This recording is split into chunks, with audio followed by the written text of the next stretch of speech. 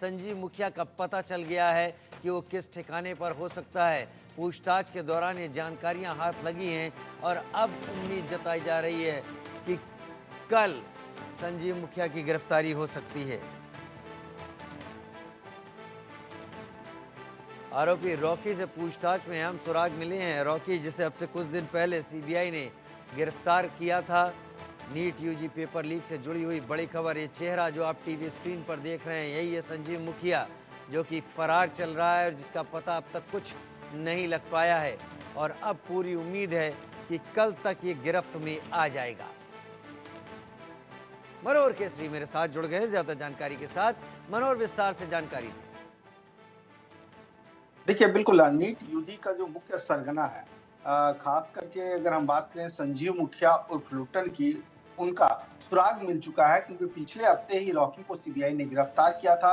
लगातार पूछताछ की गई, सवालों के बौछार किए गए तो उसने उगल दिया कि कहां पर संजीव मुखिया छिपा हुआ है। उसका पता चल चुका है और बहुत जल्द कुछ ही घंटों के बाद हो सकता है उसकी गिरफ्तारी हो जाए। क्योंकि आज देखिए, आज एक और डेवलपमेंट हुआ है कि पटना में पटना की जो एडीजीएम कोर्ट है, कोर्ट नंबर 5, उन्होंने संजीव मुखिया की ओर से अग्रिम जमानत याचिका दाखिल की गई थी। अब उस अग्रिम जमानत याचिका को सीधे सीबीआई का कोर्ट नंबर 2 में ट्रांसफर कर दिया गया है। टोटल डॉक्यूमेंट वहां पर भेज दिया गया है। अब सीबीआई का कोर्ट नंबर 2 इसकी जमानत पर सुनवाई करेगा। लेकिन अब तक की सबसे बड़ी खबर यह है कि जो संजीव मुखिया 4 जून से लापता है, लगातार पूछताछ हो रही है, तो उसने ही पेपर लीक किया। संजीव मुखिया वो नाम है जो पेपर लीक सॉल्वर गैंग के नाम में सबसे आगे है, क्योंकि 2016 में भी बिहार लोक सेवा आयोग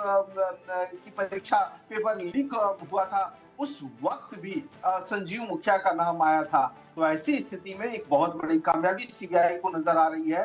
तो उसका पता चल चुका है रॉकी के मार्फत और वो जल्द ही गिरफ्तार हो सकता है। जी।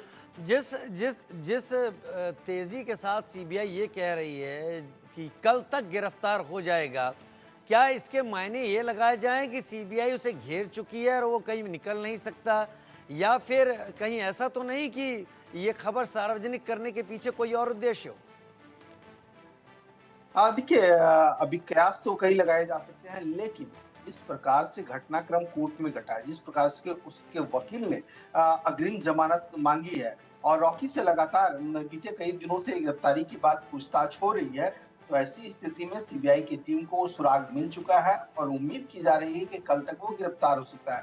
क्योंकि सीबीआई कोर्ट में ट्रांसफर किया गया है। सीबीआई कोर्ट में जब सुनवाई होगी तो वकील से सारे सवाल पूछे जाएंगे, क्योंकि सीबीआई के पास कई ऐसे सबूत हैं। 1 दर्जन से ज्यादा लोग अब तक इस मामले में गिरफ्तार हो चुके हैं।